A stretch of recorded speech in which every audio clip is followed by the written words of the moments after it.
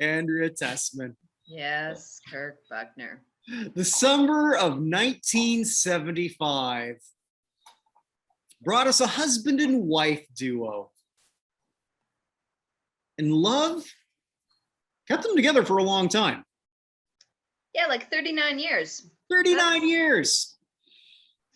And this might be, depending on your point of view, one of the worst groups of all time. And of course, we're talking about the Captain. I was looking for a captain's hat and I couldn't find one.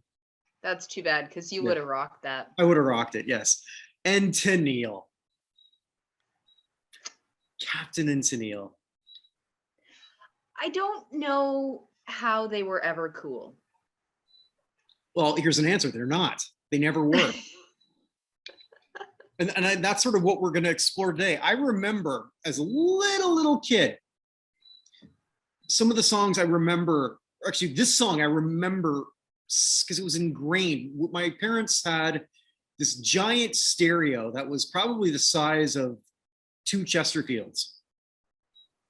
So, and every morning it would play, they'd wake up in the morning, like before we go to school, or I wasn't even going to school when this song was out, but it just kept playing for years after on AM radio. I still remember 1150 CKOC. I don't wonder if that even still exists. No, don't care. And so I remember this song, so much of it. And I remember vague bits of the TV show because they had a TV variety show. And one of my early thoughts was, you know, she's kind of good looking. Not that 6-year-old, 5-year-old me was thinking she's hot. But she's kind of pretty. For a mid-70s, yes. And why I say for mid-70s, you got to remember, kids, there was no Instagram back then. There was no Insta models. There was no glam shots. There was no way to make you look as great as you possibly could. So who was the biggest female star of the 70s? Maybe Stevie Nicks, Linda Ronstadt. Were they that much better looking? Maybe. Even our gorgeous women these days are usually so filtered and photoshopped that you see them in real life, you wouldn't recognize them. Right. But even Charlie's Angels had Jacqueline Smith, Farrah Fawcett, and the other one. That's what it was. Yep. Some of the people who were sex symbols then would not get 10,000 followers on Instagram now. Perhaps Tony Tennille is that, but I digress. The little kid in me thought, man, look at this dork. Well, I've got hope because I knew I was going to grow up to be a dork, which I did, and I am. But now that I'm over 40, I don't give a shit, which is kind of cool. Well, let's talk about this dork. This dork adopted the stage name The Captain because he was playing backup keyboards for the Beach Boys. Yeah, but his real name is Daryl Dragon, which we have to mention because that's I was going to say that. So they start calling him Captain Keyboards because he wears the captain's hat, and he leans into that instead of using. If you've got a name as cool as Daryl Dragon, run with it. Run with it. But you know who named him that? So it was Mike Love, one of the world's biggest assholes, not just of music, but just in general. After this, I've got to send you Mike Love's acceptance speech for the Rock and Roll Hall of Fame. And then just another clip I found where he's just sort of like in a hot tub saying, I really like all the pretty girls. It's just really, really creepy while he's still wearing his baseball cap to cover his bald head that he's had since 1963. All right. But yeah, apparently I read too that Daryl had a band with his other brother, and they called themselves the Dragons. So it's not like he didn't come up with this. Just run with this. The Dragon and Tennille, Tony and the Lizard Guy. I mean, anything is better than Captain and Tennille. I don't know, but I did come out learning a hell of a lot about these two because this is not a group I ever was going to look into. Never. It's really interesting because they were extremely popular and sold a ton of albums, which nobody owns anymore. kind of disappeared off the face of the earth. They have no cultural relevancy anymore. 0.0. Only song you might ever hear from their collection is this one. Mm-hmm. Which is not their only number one, which I guess yeah. And honestly, I'm surprised that if you were picking stinking pile of dog shit songs, you didn't pick Muskrat Love. Well, it didn't go number one. Yes, it did. No, it didn't. It didn't? No, an adult contemporary. Oh. Yeah. So that would be the perfect song for when we expand this, because we were talking off air that we're going to do this after we hit year 2. It's going to be, how the hell did this become a hit? Because it totally would have been Muskrat Love. But that might be the worst song to it's up ever there. Get any popularity. It's up there. And I guess when we run through their discography, we can look at that. So Captain Keyboard met, I guess when he was doing an off gig, because he was at this point in his early 30s. And so was Tony Tennille, who was, from what I read, was doing some eco play. I don't even remember what the hell it's called. So she was producing or co-wrote or something, some play, and they hired Daryl Dragon to play in it. And then they discovered that they made music together well and decided to and then I think he got her on with the Beach Boys. Yeah, she was I had no idea. Beach girl. I had no idea about any of that. I was watching a documentary on the Beach Boys not that long ago, but it was mostly focused on sort of the, like every Beach Boys thing, it's always about Brian Wilson. Yeah. You know, it's and very, very little about the rest of them. Well, that's not accurate, but pretty much Brian and then the rest of everybody else. Just seems to work out that way. So yeah, they married, I think it was 74, 73, it doesn't matter when they got married, but they came through this naturally. I did not know that both of them had parents who were successful in their own right in music. Mm-hmm. So real talent. I mean, I never thought of Daryl Dragon as somebody talented until I picked this. I really didn't. So I get, if you're playing with the Beach Boys, they're not just going to have anybody sit in for that. The Beach Boys, as much as they're I think one of the most underappreciated major bands of all time. I really believe that. I think they're written off a lot because they're as just kind of bubblegum pop. Right. Whereas they were actually extremely talented. Yeah, and when we do Kokomo, and eventually we will, talk about how they we could do created absolutely. Oh my God, yes. Every time I sort of think about that song, I always have to think, well, wait a minute, did I move to that island? No, Barbados isn't in it. Nope. No, it's not. So these two, they're in their mid-30s at this point. So they've already got access to quite a bit. They're playing together. And here's what I couldn't find. Whether this song was a single, because they got a bit of traction in LA. I mean, it makes sense with their connections there. What was that one song that they started to play? That's like, I think it's a better song than this.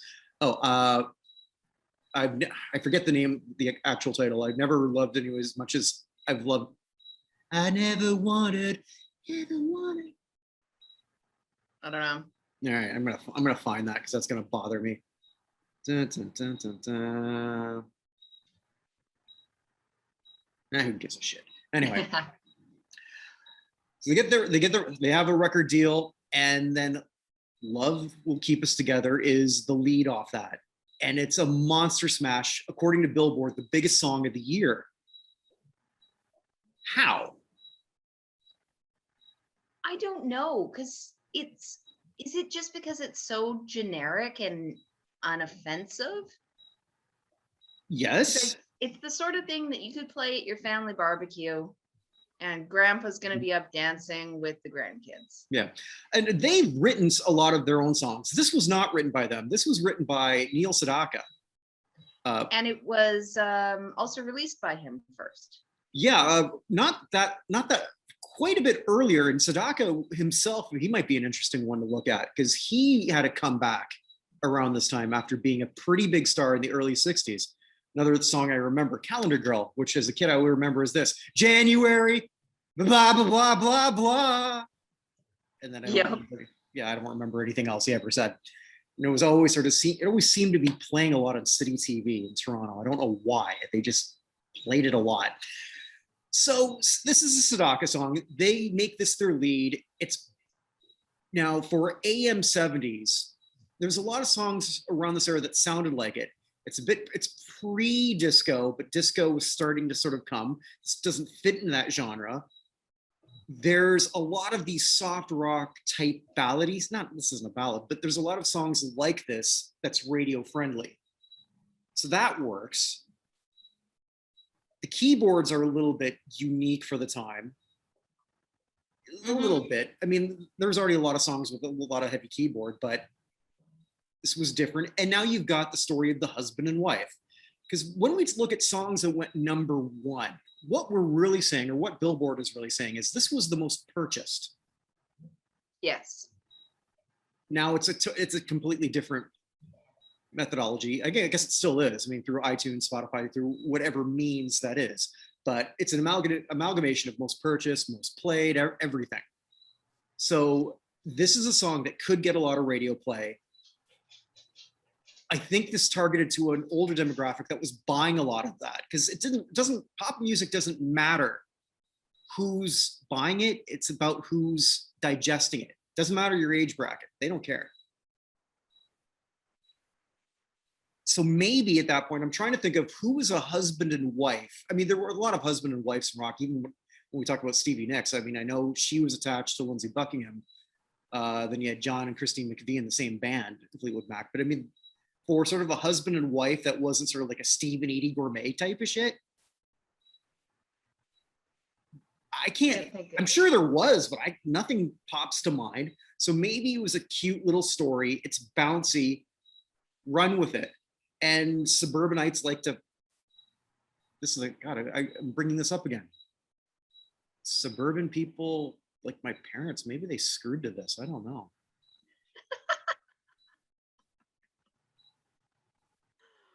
Oh, that's a bit of a disturbing one. Yeah, especially with my dad's German accent. Song. Love will keep us together. The song, so let's look at the song. So Sedaka writes it, and from a male point of view, but now it's switched to a female. And this is where things get, this went wonky to me even as a little kid. Because if they're talking about love will keep us together, da da da da da. I mean, it's a pretty bland song in itself. But when we talk about it, when some sweet talking girl comes along singing your song, what kind of girl? I remember thinking this as a kid. I'm thinking this more here as a grown ass old man here. Who the fuck is going after the captain? Who? What woman is this? How the hell did? It's also funny because the way she sings it is very confident. There's no demure, like, there's no Jolene, don't take away my man. There's like, yeah, you know, I got confidence. Like, sure, maybe some chick will talk to you if you're lucky, but it's all good. I think also too the line that gets me, young and beautiful, someday your looks will be gone. Yeah. Who's going to, what is the line? Yeah. It's the others turn you off, who will be turning you on. That's it. Well, none of this makes any sense. Daryl Dragon might have been young, but he was never beautiful. And we'll talk more about his issues, which there apparently was a hell of a lot. But she's worried about this guy's looks attracting all of these other women. I don't even know how he got the one he got. I don't understand it. The guy's practically a mute. You know what I did? I watched because I found it on YouTube, the first episode of their shitty ass variety show. Ever tell you how much I hate variety shows? They suck. Goddamn awful. I think you may have mentioned it. All right, well, I'm mentioning it again. Right up there with musicals. Crap. Variety shows are actually worse. And then in the 70s too, they took anyone who had a hit. as we saw, Starland Vocal Band. Gave him a variety show. And with Tony, who has personality for days, I'll give her that. But you pair her with this guy who barely talks, can't deliver a line, and looks like a goof. He's a fucking goof. Hey, the modern equivalent of giving everybody a variety show is the modern day talent shows that they just put everyone as a judge on. Yeah. I suppose there's that. Yeah, but those ones, though, the talent show hosts or judges, I mean, I don't watch The Voice, but they're pretty big names, no? Oh, they are. I'm more talking about America's Got Talent. Oh, okay. Those sorts of ones. Right, the actual talent that get on. Yeah, more the variety show style ones. Okay. The Voice, actually, yes, they're big name musicians. Has anyone ever become famous from being on The Voice? I don't think so. I don't know, but I still would say Kelly Clarkson's the only person that got famous from American Idol, but I know there's like 4 of them. There's a few that went #1 that we might touch. Clay Aiken did it, which is Taylor Hicks did. I think just those 3. That's still 3. Yeah, I think there's a couple more too. Oh, but anyways, well, yeah. We digress. Let's get back to the captain. Right. So yeah, the captain. We should be drinking Captain and Coke right now or something. I don't know why I didn't think of that. Why? You're in rum country. Well, okay. Here's the problem. See, I had my Mount Gay here, but I already finished it. Yesterday. That's much better rum. Yes. Yeah, yesterday actually we went to this amazing rum shop, but nobody cares about that. Yeah, so this last half of the decade, they did actually very, very well. So we should I'm gonna bring up their discography, which in itself there's a lot of hits from this. Where is it? Captain and Tennille, singles discography. Ugh, God.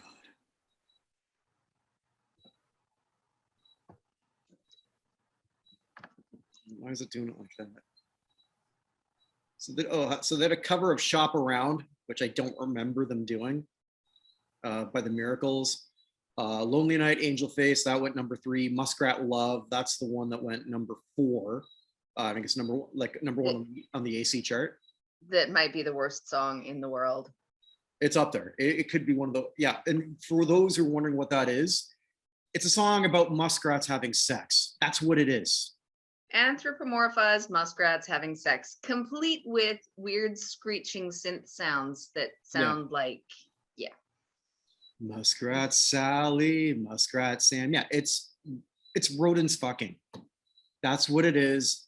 And yeah, the captain has figured out how to make muskrat sex.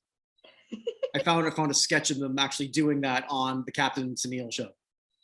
Oh. You know where else there is a good clip from that?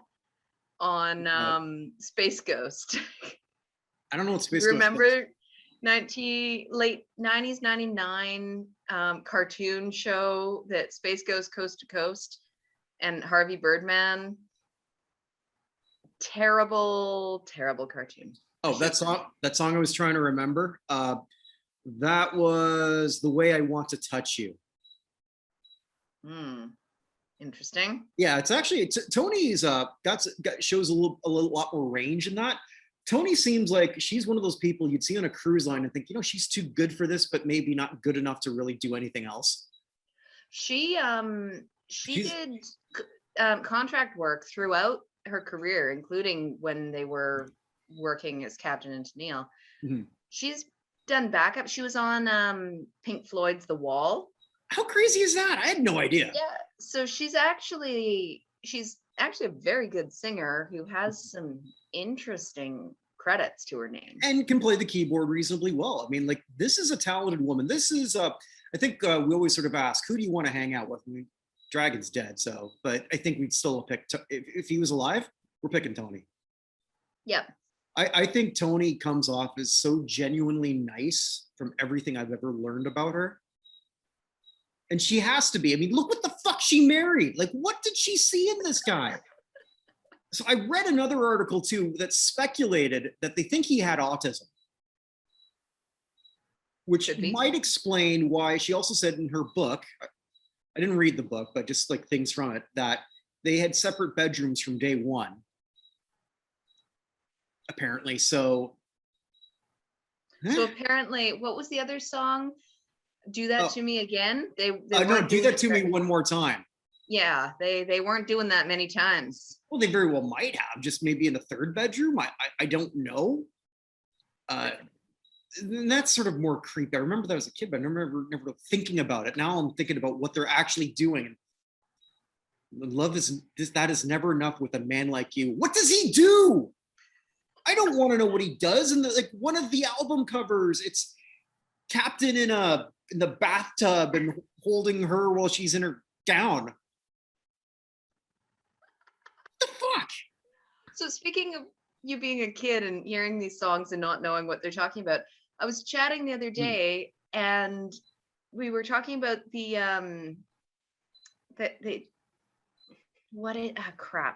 the kids singing versions of all these adult pop songs. Mini pops and how many totally inappropriate songs they put out. I gotta find some of that shit. I remember, because I would have been the same age as all of these mini pops, and that had to have been like a pedo fantasy for a lot of these people looking at this shit. Well, the mini pops, and they did like bunch of little John Bonets running around. I bet you they did Physical by Olivia Newton-John. Had to. So a lot of our first introductions to these songs were literally children singing highly inappropriate songs about sex. So let's see maybe if the mini pops came back, they could do some songs by Cardi B and Nicki Minaj and Lil Nas X. Let's see mini pops do WAP.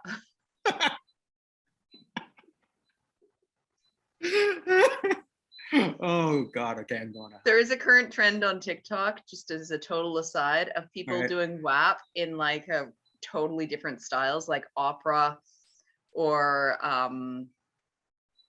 like folk. Like it's quite funny.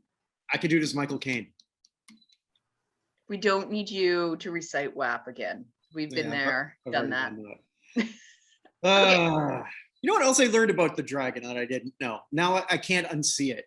So, in addition to all his insecurity, so apparently one of the reasons he wore the hat all the time is because he was self-conscious about his receding hairline, which nowadays most people don't give a shit because the bald look is, I don't know necessarily in, but accepted. I mean, it was in for a while, I know, after Michael Jordan, and then everything just changed, completely. So a shaved head on a guy doesn't mean much, but back in the 70s, you had Isaac Hayes and Kojak, and that was it. Nobody shaved their Yieldrunner, forgot about him. But that was pretty much it. Nobody did that. So that's sort of like why we remember when we looked at Carl Douglas. Kung Fu Fighting, and he had the cul-de-sac, but the grown out afro and nothing on top. So he was self-conscious of that, but the sunglasses, he had a condition that made his irises bigger. I can't unsee that now. I mean, so he was apparently made fun of a lot, as a kid for that. And I never even noticed it all this time. I probably wouldn't have if I didn't read it. Probably never would have picked up on it. So this is a guy with a shit ton of insecurity, piles of quirks, and yet managed to get a hot wife. I don't get it. And I sent you that one thing where they played, and this blew my mind. Captain Tennille played Soul Train, yeah. The whitest group playing Soul Train, but she belts it out well. Like, she actually sounds good. Her with that blonde sort of like feathered hair, she was looking a hell of a lot hotter than she was. Fawcett look, than she did 3 years ago with the bowl cut. Yeah. Yeah, the 80s were good to her. Much better than, Well, late 70s. well, yeah, okay, late Yeah, 70s. But that yeah, was that would have been 78. So, blonde doesn't work on everyone, but no, she shit, pulled that look off well. holy shit, she looked damn good. I recommend everyone to sort of take a look at that. But then that Part was of her allure yeah. too is she's got a really great smile. She's very toothy, I was but gonna go. I was she gonna has a go there. genuine nice smile. Yeah, the little She's kid always didn't smiling. understand what that overbite could be used for. I do now. Oh, okay, yeah, I'm the only one who thought that. Okay, fine, sue me. That's not where my brain went, but Well, I wouldn't think so. all I was saying is she seems genuinely to be happy to be on stage and performing, Yeah. and like she looks like a happy, friendly, nice person. Yeah, and they did write a lot of their material, so they probably did exceptionally well uh, In royalties. in royalties, from their music, from the material. I don't know how much of that was necessarily that big because these aren't enduring songs. None of them are, for the most part, but they're still play. They have to be still played. So it's still either way a nice chunk of Didn't change. Gonzo do a cover of this song? Pretty sure Uh, Gonzo did a cover of this song. Yeah, but they wouldn't get necessarily the covers for that royalties for that one though, because this was I know. back at I'm just what Gonzo? I mean, like the Muppet. Yes. oh yeah, I saw in Muppet Babies. Then he came out as trans or something. What? Yeah, the Muppet Babies, gone. They did a gone. They were at some. They played Cinderella, and Gonzo was dressed all as a fairy princess. And said, they did. I didn't want you to. You all expected me to look a certain way or something. Gonzo has always been asexual. Gonzo's just Gonzo. No, you always had a thing for the chickens. Poultry sexual. They did have a song about Camilla the chicken. Poultry True. sexual. Yeah, actually, now that you think about it, you don't know what the hell Gonzo is. And Nobody knows what Gonzo is. You don't know what he is, but he's a chicken fucker. And now who wants to dress up like Cinderella? Look it up. I'm not making this up. That's all right. Yeah, this just happened a week ago, apparently. So Captain and Tennille, that was pretty much it for them by 1980. I saw one label try to put this as yacht rock, and I don't see that at all. Just because he wore the damn captain hat, like this is not yacht rock. This is soft, bouncy pop. Yeah. Sometimes, and that's what it is. It's critically despised as it should be. I despise it. I respect them. I mean, you can do a lot of things talented, doesn't mean I like you. I don't mind the song as long as I don't have to listen to it very often. Like maximum once every 5 to 10 years, and I'm good. Yeah, I can just imagine what's going to be all this shit on my YouTube channel, all the things that are recommended for me now. Oh, my YouTube channel has been completely fucked since we started doing this. Yeah, but so they pretty much went. Tony had a show, an attempt at a talk show, which I didn't know. I could see why they would try that with her. Mm-hmm. I mean, she's certainly likable. I mean, she's as likable as some of the other ones, and probably not fake like Ellen was. Yep. Yeah. And then she just did her own thing. Just what did she do? Big band, because that's what her dad? Yeah, that's what her dad did. So she just did big band standards and just worked for fun. Good on her. I don't think she thought that much about, okay, I'm not that famous anymore. That's okay. I'm just going to do my own thing. I really couldn't figure out what the hell Dragon did after that. Didn't seem like much. He had a condition, a Parkinson's-like condition that made it that he couldn't play the keyboards. I don't know at what point that came on. I think 2011 I read. So, so that definitely ended any career he might have had. And then she left him, I believe. She did, yes. Yeah, so she left him maybe a few years after. So I think that's sort of the one thing she just didn't get from the way I was reading it was just because she's probably that type of person. She gives to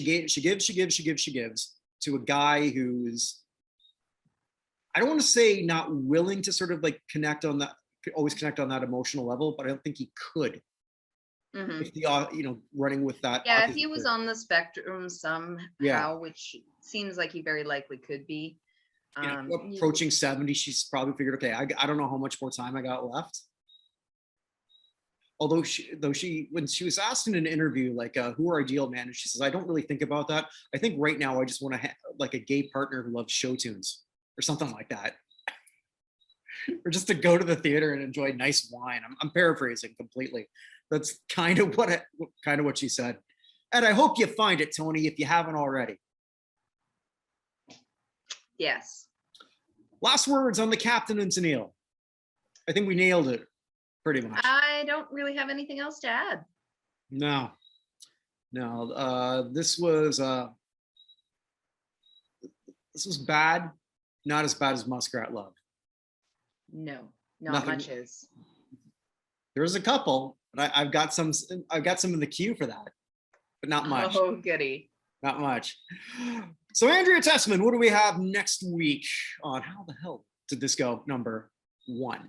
So I think we're going to go further back in time to 1960 to Sugar Shack.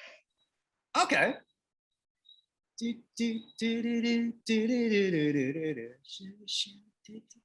Yeah. Okay. Yeah. Some old school boy band. Yeah, I know the song pretty well. I forget who sings this. Who sings that? I can't. 1 second. I will find it immediately because I knew it before we started. Mm-hmm. Yeah, while you're doing that, I don't know if you're like me. Every time I always decide which one I'm going to give you. Usually like the morning of, and then I come up with 3, and then every time, like an hour before, then I change my mind. Mm-hmm. Jimmy Gilmer and the Fireballs. Sugar Shack. Okay. All right. This could be. I do the same with picking songs. It's usually I have something in my mind, and then I come up with a few different ones, and then it's often literally when we're talking that I'm like, oh, we're going with this one. All right. So we'll close off with some more blatant self-promotion. Upcoming shows, Chris Bourdain and I are going to look at, in the great show, this crap was on national television. We're going to look at the pilot for the Lee Van Cleef show, The Master. Do you remember that one, Andrea? I do not. Okay. Well, you know Lee Van Cleef? I do not. Okay. Well, picture an old dumpy white guy who plays a ninja. Ooh. Yes. And the pilot features a very young actress. I hope things go well for her. I haven't really checked out her future. Her name was Demi Moore. I don't know how it worked out, but she was in that pilot. So we'll check that out. Also coming up in the classic sports review, I've got 2 former college basketball players that I met here on the island of Barbados, and we're going to look at Team USA, the dream team from 1992, take on Canada in a warm-up. Yeah, let's just say the Canadians looked a lot more like me than the Canadian basketball team does now. So that should be a lot of fun. And as always, we've got the weekly Hall of Fame news-related show with Evan Nolan. With that being said, wherever you are, stay safe, everybody. Bye.